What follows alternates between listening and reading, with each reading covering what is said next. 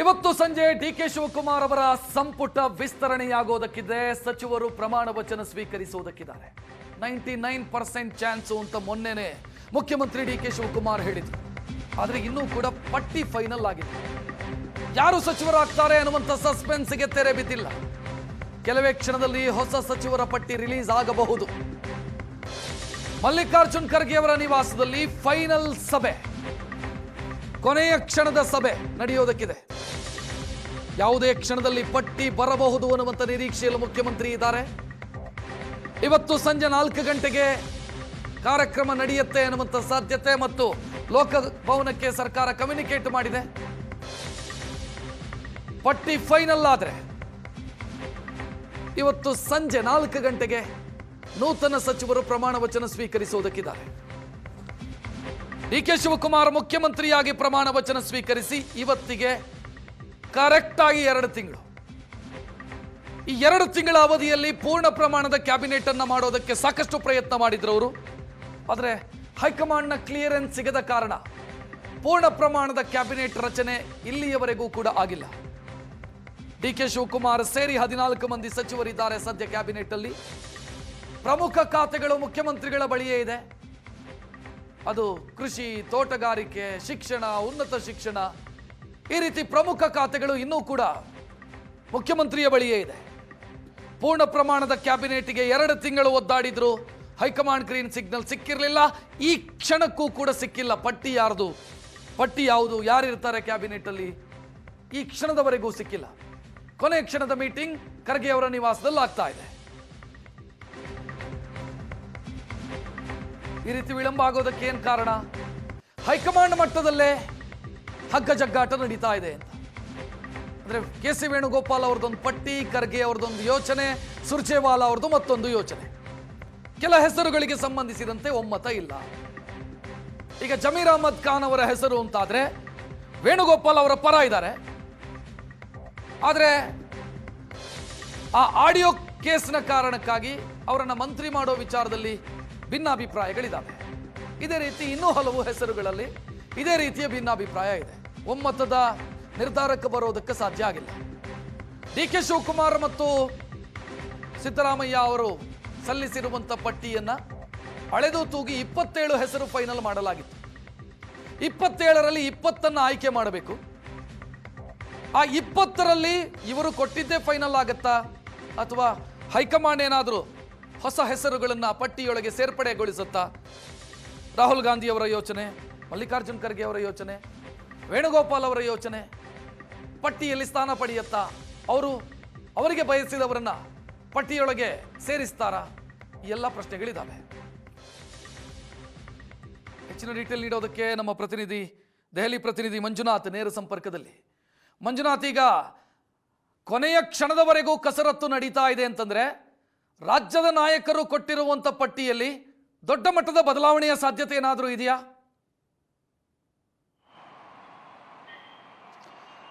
ಅದು ಇಲ್ಲ ಅಂತ ಹೇಳಲಿಕ್ಕೂ ಕೂಡ ಆಗೋದಿಲ್ಲ. ಯಾಕಂದರೆ ಇಷ್ಟು ದಿನ ಕಾದು ಮತ್ತು ಕಾಯಿಸಿ, ನಾಯಕರನ್ನು ಕೂಡ ಕಾಯಿಸಿ ಅಳೆದು ತೂಗಿ ಮಾಡ್ತಾ ಇದ್ದಾರೆ ಅಂತ ಅಂದರೆ ಏನೋ ಒಂದು ಹೊಸತನವನ್ನು ಪಟ್ಟಿಯಲ್ಲಿ ತರ್ತಾರೆ ಅನ್ನುವಂಥದ್ದು ಬಹಳ ಮುಖ್ಯವಾಗಿರುವಂಥದ್ದು. ಮಂತ್ರಿಗಳ ಆಯ್ಕೆಗೆ ಸಂಬಂಧಪಟ್ಟ ಹಾಗೆ ಬಹುತೇಕ ಎಲ್ಲವೂ ಕೂಡ ಮುಗಿದು ಆಗಿದೆ. ಆದರೆ ಒಂದೊಂದು ಕಮ್ಯುನಿಟಿಯಲ್ಲಿ ಈಗ CM ಮಾಡಿ ಒಕ್ಕಲಿಗ ಸಮುದಾಯದಿಂದ 3 ಅಥವಾ 4 ಮಾಡಬೇಕಾ ಅನ್ನೋವಂಥ ಪ್ರಶ್ನೆಗೆ ಉತ್ತರ ಬೇಕಾಗಿದೆ ಇರುವಂಥದ್ದು.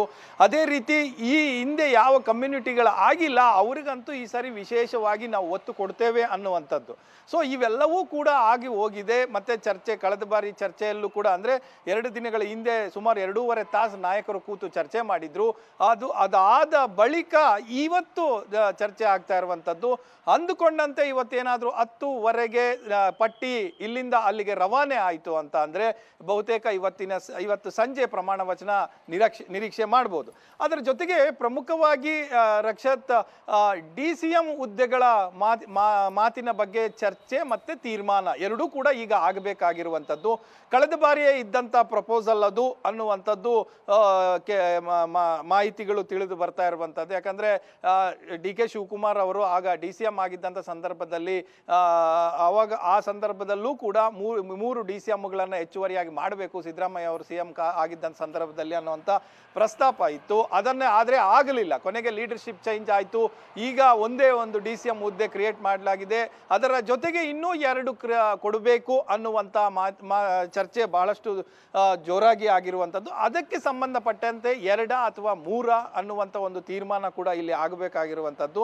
ಅದಕ್ಕೋಸ್ಕರನೇ ಕಳೆದ ಬಾರಿ 2.5 ತಾಸು ಏನು ಮೀಟಿಂಗ್ ನಡೆದಿತ್ತು, ಅದಾದ ನಂತರ ಪೆಂಡಿಂಗ್ ಅನ್ನ ಇಡಲಾಗಿತ್ತು. ಅಂತಿಮವಾಗಿ ರಾಹುಲ್ ಗಾಂಧಿ ಕಾಲ್ ತಗೊಳ್ತಾರೆ ಅನ್ನುವಂಥ ನಿಟ್ಟಿನಲ್ಲಿ ಪೆಂಡಿಂಗ್ ಇಡಲಾಗಿತ್ತು. ಇವತ್ತು ಅದಕ್ಕೆ ಏನು ಮಾಡಬೇಕಾ ಬೇಡವಾ ಅನ್ನುವಂಥ ಒಂದು ತೀರ್ಮಾನಕ್ಕೆ ಇವತ್ತು ಎಲ್ಲ ನಾಯಕರು ಕೂಡ ಬರ್ತಾರೆ ಅನ್ನುವಂಥ ಮಾಹಿತಿಗಳಿರುವಂಥದ್ದು. ಅದರ ಜೊತೆಗೆ ಪ್ರಮುಖವಾಗಿ ಮಂತ್ರಿಮಂಡಲ ಹೇಗೆ ಹೊಸದಾಗಿ ಇರಬೇಕು ಅನ್ನುವಂಥ ಕಲ್ಪನೆಯಲ್ಲಿ ಇಷ್ಟು ದಿನ ಏನೇನು ಕಸರತ್ತು ನಡೀತೋ ಆ ಕಸರತ್ತು ಪೂರ್ತಿಯಾಗಿ ಅವರ ಪಟ್ಟಿಯಲ್ಲಿ ಇವತ್ತು ಇರುತ್ತೆ ಅನ್ನುವಂಥದ್ದು AICCಯ ಉನ್ನತ ಮೂಲಗಳು ಹೇಳ್ತಾ ಇರುವಂಥದ್ದು. ಮತ್ತು ನಿನ್ನೆ ಸಭೆ ಸೇರ್ತಾರೆ ಅನ್ನುವಂಥದ್ದಾಗಿತ್ತು, ಆದರೆ ಅದಾಗಿರಲಿಲ್ಲ. ಯಾಕಂದರೆ ಹೊರಗಡೆ ಹೋಗಿದ್ದಂಥ ನಾಯಕರು ತಡರಾತ್ರಿ ದೆಹಲಿ ತಲುಪಿದ್ರು. ಆ ಹಿನ್ನೆಲೆಯಲ್ಲಿ ಇವತ್ತು ಬೆಳಗ್ಗೆ 8:00 ಸಭೆಗೆ ಕೂತಿರುವಂಥದ್ದು. ಅಂದುಕೊಂಡಂತ 8:00 ಎಲ್ಲರ ನಾಯಕರು ಕೂಡ ಇಲ್ಲಿಗೆ ಬಂದಿದ್ದಾರೆ. ಖರ್ಗೆ ಅವರ ನಿವಾಸದಲ್ಲಿ ಸಭೆ ನಡೀತಾ ಇದೆ.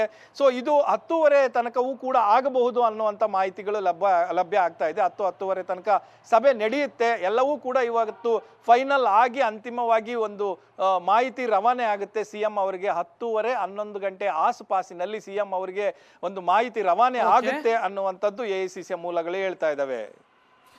ಮಂಜುನಾಥ್, ಥ್ಯಾಂಕ್ ಯು ಮಾಹಿತಿಗೆ. ಇದರ ಮಧ್ಯೆ ಅಂತಿಮ ಘಟ್ಟಕ್ಕೆ ತಲುಪಿದೆ ಸಂಪುಟ ವಿಸ್ತರಣೆಯ ಕಸರತ್ತು.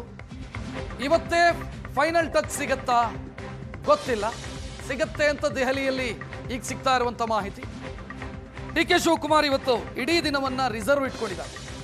ಯಾವುದೇ ಕಾರ್ಯಕ್ರಮವನ್ನು ಹಮ್ಮಿಕೊಂಡಿಲ್ಲ. ಅವರ TP ಬ್ಲ್ಯಾಂಕ್ ಇದೆ. ಇವತ್ತು ರಿಸರ್ವ್ ಕಾಯ್ದಿರಿಸಲಾಗಿದೆ ಅಂತ. ಯಾವುದೇ ಕಾರ್ಯಕ್ರಮದಲ್ಲಿ ಅವರು ಭಾಗಿಯಾಗ್ತಾ ಇಲ್ಲ. ಇವತ್ತು 10:30 ಹೊತ್ತಿಗೆ ಪಟ್ಟಿ ಸಿಗಬಹುದು ಅಂತ ನಮ್ಮ ದೆಹಲಿ ಪ್ರತಿನಿಧಿ ವಿವರಿಸ್ತಾ ಇದ್ರು. ಪಟ್ಟಿ ಸಿಕ್ಕ ಬಳಿಕ DK ಶಿವಕುಮಾರ್ ಅವರ ಕೈ ಸೇರಿದ ಬಳಿಕ ಒಬ್ಬೊಬ್ಬ ಶಾಸಕರಿಗೂ ಕೂಡ ಕರೆ ಮಾಡಿ ಮುಖ್ಯಮಂತ್ರಿ DK ಶಿವಕುಮಾರ್ ತಿಳಿಸೋರಿದ್ದಾರೆ ಮತ್ತು ಆಹ್ವಾನಿಸೋದಕ್ಕಿದ್ದಾರೆ. ಪ್ರಮಾಣ ವಚನ ಸ್ವೀಕರಿಸೋದಕ್ಕೆ ಬನ್ನಿ. ಯಾರೂ ಕೂಡ ಕ್ಷೇತ್ರದಲ್ಲಿಲ್ಲ ಶಾಸಕರು, ಯಾರು ಸಂಭವನೀಯ ಸಚಿವರು ಅಂತ ಯಾರು ಭಾವಿಸಿದ್ದಾರೋ ಅವ್ರು ಯಾರೂ ಕೂಡ ಕ್ಷೇತ್ರದಲ್ಲಿಲ್ಲ. ಬದಲಾಗಿ ಎಲ್ಲರೂ ಬೆಂಗಳೂರಲ್ಲೇ ಇದ್ದಾರೆ ಅನ್ನುವಂಥ ಮಾಹಿತಿ ಇದೆ. ಯಾವ ಕ್ಷಣದಲ್ಲಾದರೂ ಕರೆ ಬಡಬಹುದು.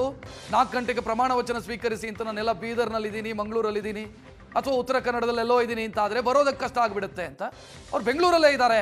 ಭಾಳಷ್ಟು ಜನ ಶಾಸಕರು, ಮಂತ್ರಿಯಾಗೋ ನಿರೀಕ್ಷೆಯಲ್ಲಿರುವಂಥ ಶಾಸಕರು ಬೆಂಗಳೂರಲ್ಲೇ ಇದ್ದಾರೆ. ಮುಖ್ಯಮಂತ್ರಿ DK ಶಿವಕುಮಾರ್ ಅವರ ಕರೆಗಾಗಿ ಕಾಯ್ತಾ ಇದ್ದಾರೆ. ಆದರೆ DK ಶಿವಕುಮಾರ್ ಪಟ್ಟಿಗಾಗಿ ಕಾಯ್ತಾ ಇದ್ದಾರೆ. ಇವರಿಗೆ ಪಟ್ಟಿ ಬರಬೇಕು, ಶಾಸಕರಿಗೆ ಕರೆ ಬರಬೇಕು. ಸೊ ಎಲ್ಲರೂ ಕಾಯುವಿಕೆಯಲ್ಲಿದ್ದಾರೆ. ಈಗ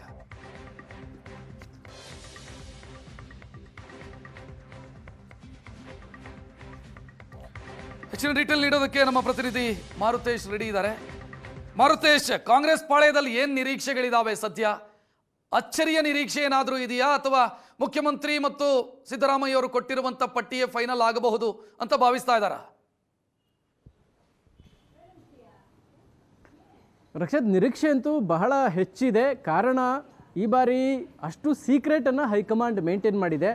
ಇಲ್ಲಾಂದಿದ್ರೆ ಇಷ್ಟೊತ್ತಿಗಾಗಲೇ ಯಾರ್ಯಾರು ಆಗ್ತಾರೆ ಅನ್ನುವಂಥದ್ದು ಬಹಿರಂಗಗೊಂಡು ಬಿಡ್ತಾ ಇತ್ತು.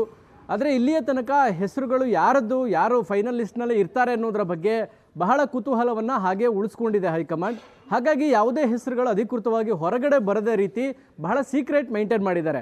ಹೀಗಾಗಿಯೇ ಸಚಿವ ಸ್ಥಾನದ ಆಕಾಂಕ್ಷಿಗಳಲ್ಲಿ ಬಹಳ ದೊಡ್ಡ ಮಟ್ಟದ ನಿರೀಕ್ಷೆ ಕುತೂಹಲಗಳು ಕೂಡ ಹಾಗೆ ಉಳಿದುಕೊಂಡಿದ್ದಾವೆ.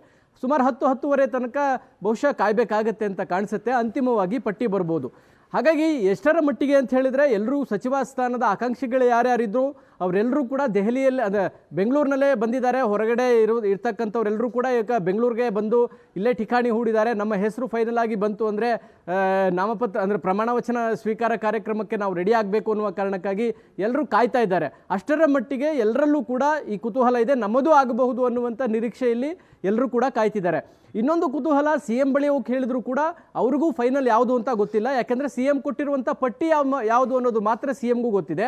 ಜೊತೆಗೆ ಮಾಜಿ CM ಬಳಿ ಹೋಗಿ ಕೇಳಿದ್ರು ಕೂಡ ಅವರು ಯಾವುದು ಪಟ್ಟಿಯನ್ನು ಕೊಟ್ಟಿದ್ದಾರೆ ಆ ಹೆಸರುಗಳು ಮಾತ್ರ ಗೊತ್ತಿದೆ. ನಾವು ಕೊಟ್ಟಿರುವಂಥ ಪಟ್ಟಿಯಲ್ಲಿ ಯಾವುದನ್ನು ಆಯ್ಕೆ ಮಾಡಿದ್ದಾರೆ, ಯಾವುದನ್ನು ಬಿಟ್ಟಿದ್ದಾರೆ ಅನ್ನುವಂಥದ್ದು CMಗೂ ಗೊತ್ತಿಲ್ಲ, ಮಾಜಿ CMಗೂ ಗೊತ್ತಿಲ್ಲ, ಬಹುಶಃ KPCC ಅಧ್ಯಕ್ಷರಿಗೂ ಕೂಡ ಗೊತ್ತಿಲ್ಲ ಅಂತ ಕಾಣಿಸುತ್ತೆ. ಅಷ್ಟು ಸೀಕ್ರೆಟನ್ನು ಮತ್ತು ಅಷ್ಟು ರಹಸ್ಯವಾಗಿ ಕಾಂಗ್ರೆಸ್ ಹೈಕಮಾಂಡ್ ಈ ಸಚಿವ ಸಂಪುಟ ವಿಸ್ತರಣೆಯನ್ನು ಮಾಡಲಿಕ್ಕೆ ಹೊರಟಿದೆ. ಆ ಕಾರಣಕ್ಕಾಗಿ ಕುತೂಹಲಗಳು ಉಳಿದುಕೊಂಡಿರುವಂಥದ್ದು. ರಕ್ಷತ್, ಎಲ್ಲರೂ ಕೂಡ ಬೆಂಗಳೂರಿನಲ್ಲೇ ಇದ್ದಾರೆ. CM ಕರೆಗಾಗಿ ಎಲ್ಲರೂ ಕೂಡ ಕಾಯ್ತಾ ಇದ್ದಾರೆ. ಇನ್ನೂ ಕೆಲವರು ನಮ್ಮದು ಆಗೇ ಬಿಡುತ್ತೆ ಅನ್ನುವಂಥ ನಿಟ್ಟಿನಲ್ಲಿ ತಯಾರಿಗಳನ್ನು ಮಾಡಿಕೊಂಡು ಕಾರ್ಯಕರ್ತರನ್ನು ಕೂಡ ಬೆಂಗಳೂರಿಗೆ ಕರೆಸಿದ್ದಾರೆ. ಸೋಷಿಯಲ್ ಮೀಡಿಯಾಗಳಲ್ಲಿ ತಮ್ಮ ಗ್ರೂಪ್ಗಳಲ್ಲೂ ಕೂಡ ಅಭಿನಂದನೆ ಪೋಸ್ಟರ್ಗಳು ಕೂಡ ಈಗಾಗಲೇ ಸಾಕಷ್ಟು ಜನ ಹೆಸರಿನಲ್ಲಿ ಹರಿದಾಡ್ತಾ ಇದ್ದಾವೆ. ಅದು ಎಷ್ಟರ ಮಟ್ಟಿಗೆ ಸತ್ಯ ಆಗುತ್ತೋ ಸುಳ್ಳಾಗುತ್ತೋ ಅನ್ನುವಂಥದ್ದು ಫೈನಲ್ ಪಟ್ಟಿ ಬಂದಾಗ ಗೊತ್ತಾಗುತ್ತೆ. ಯಾಕೆಂದರೆ ಇಷ್ಟು ಅಂದರೆ ಇವತ್ತು 4 ಗಂಟೆಗೆ ಪ್ರಮಾಣ ವಚನ ಇಟ್ಕೊಂಡು ಇವತ್ತು ಬೆಳಗ್ಗೆಯೂ ಕೂಡ ಸಭೆ ನಡೀತಾ ಇದೆ ಅಂತ ಹೇಳಿದರೆ ಎಷ್ಟರ ಮಟ್ಟಿಗೆ ಸಚಿವ ಸಂಪುಟ ವಿಸ್ತರಣೆಯಲ್ಲಿ ಒಬ್ಬೊಬ್ಬರ ಹೆಸರುಗಳಿಗೂ ಕೂಡ ತಿಕ್ಕಾಟ ಇದೆಯೋ, ಅಥವಾ ಇವರು ಬೇಕು ಬೇಡ ಅನ್ನೋದ್ರ ಬಗ್ಗೆ ಎಷ್ಟು ಗಂಭೀರವಾಗಿ ಚರ್ಚೆ ನಡೀತಾ ಇದೆಯೋ, ಅಥವಾ ಹೈಕಮಾಂಡ್ ನಾಯಕರ ಹಂತದಲ್ಲಿಯೇ ಭಿನ್ನಾಭಿಪ್ರಾಯಗಳಿದಾವೋ, ಈ 3 ಕಾರಣಗಳಿಂದಾಗಿಯೂ ಕೂಡ ಪಟ್ಟಿ ಇನ್ನೂ ಕೂಡ ಅಂತಿಮಗೊಂಡಿಲ್ಲ. ಆ ಹಿನ್ನೆಲೆಯಲ್ಲಿ ಹೇಳೋದೇ ಆದರೆ ಈ ಬಾರಿಯ ಸಚಿವ ಸಂಪುಟ ವಿಸ್ತರಣೆ ಕಾಂಗ್ರೆಸ್ಗೆ ಒಂದು ದೊಡ್ಡ ತಲೆನೋವಂತೂ ನಿಶ್ಚಿತ. ಜೊತೆಗೆ CMಗೂ ಮಾಜಿ CMಗೂ ಹೈಕಮಾಂಡ್ನ ನಡವಳಿಕೆಯಿಂದ ಬೇಸರ ಆಗಿರೋದು ಕೂಡ ಅಷ್ಟೇ ಸತ್ಯ. ಯಾಕೆಂದರೆ 3 ದಿನಗಳ ಕಾಲ ದೆಹಲಿಯಲ್ಲಿ ಇದ್ದು ಕೇವಲ ಪಟ್ಟಿಯನ್ನು ತೆಗೆದುಕೊಂಡು ಕಳಿಸಿದ್ರು. ಅವರು ಕೊಟ್ಟಂಥ ಪಟ್ಟಿಯ ಬಗ್ಗೆ ಡಿಸ್ಕಷನ್ ಆಗಿದೆ ಬಿಟ್ಟರೆ ಎಲ್ಲರೂ ಕೂತು ನೀವಿಬ್ಬರೂ ಕೊಟ್ಟಿರುವಂಥ ಪಟ್ಟಿಯಲ್ಲಿ ನಾವು ಇಂಥವ್ರನ್ನ ಫೈನಲ್ ಮಾಡ್ತೀವಿ ಅಂತೇಳಿ ಸಿದ್ದರಾಮಯ್ಯನವ್ರಿಗೂ ಹೇಳಿಲ್ಲ, DK ಶಿವಕುಮಾರ್ ಅವ್ರಿಗೂ ಹೇಳಿಲ್ಲ. ಆ ಕಾರಣಕ್ಕಾಗಿ ಹೈಕಮಾಂಡ್ನ ಈ ನಡವಳಿಕೆಯಿಂದ ರಾಜ್ಯ ನಾಯಕರು ಕೂಡ ಬೇಸತ್ತಿದ್ದಾರೆ. ಒಟ್ಟಿನಲ್ಲಿ ಯಾವ ಆಯ್ಕೆಗಳಾಗುತ್ತೆ ಅನ್ನುವಂಥ ಕುತೂಹಲ ಇದೆ. ಅಚ್ಚರಿ ಹೆಸರುಗಳು ಬರ್ತಾವ, ಹೊಸ ಮುಖಗಳಿಗೆ ಅವಕಾಶ ಕೊಡಬೇಕು ಅನ್ನುವ ಕಾರಣಕ್ಕಾಗಿ ಎಂತೆಂಥ ಮುಖಗಳನ್ನು ತಂದು ಸೇರಿಸ್ತಾರೋ ಆ ಥರದ ಒಂದು ಅಭಿಪ್ರಾಯಗಳು ಕೂಡ ಈಗ ರಾಜ್ಯ ನಾಯಕರಲ್ಲಿ ವ್ಯಕ್ತವಾಗ್ತಾ ಇದೆ. ಒಟ್ಟಿನಲ್ಲಿ 2028ರ ಚುನಾವಣೆಯ ದೃಷ್ಟಿಕೋನದಿಂದ ವಿಸ್ತರಣೆಯನ್ನು ನೋಡ್ತಾ ಇರುವಂಥ ರಾಜ್ಯ ನಾಯಕರು ಹೈಕಮಾಂಡ್ ಯಾವ ತೀರ್ಮಾನಗಳನ್ನು ತೆಗೆದುಕೊಳ್ಳುತ್ತೋ ಮತ್ತು ಹೈಕಮಾಂಡ್ ತೆಗೆದುಕೊಂಡಂಥ ತೀರ್ಮಾನವನ್ನು ಚಾಚೂ ತಪ್ಪದೆ ಪಾಲಿಸಬೇಕಾದಂತಹ ಅನಿವಾರ್ಯತೆ, ಒತ್ತಡ ಕೂಡ ರಾಜ್ಯ ನಾಯಕರ ಮೇಲೆ ಇದೆ. ಅಷ್ಟರ ಮಟ್ಟಿಗೆ high command we are the supreme ಅನ್ನುವಂಥ ಒಂದು ಮೆಸೇಜನ್ನು ಪಾಸ್ ಮಾಡಿದ್ದಾರೆ ರಕ್ಷತ್. ಆ ಕಾರಣಕ್ಕಾಗಿ ಇನ್ನು ಮಾಜಿ CMಗಾಗಲಿ ಯಾರು ಪಟ್ಟಿ ಫೈನಲ್ ಆಗ್ತಾರೆ ಅನ್ನುವಂಥ ಸಣ್ಣ ಕ್ಲೂ ಕೂಡ ಸಿಗ್ತಾ ಇಲ್ಲ ರಕ್ಷತ್. ಥ್ಯಾಂಕ್ ಯು ಮಾರುತೇಶ್ ಮಾಹಿತಿಗೆ.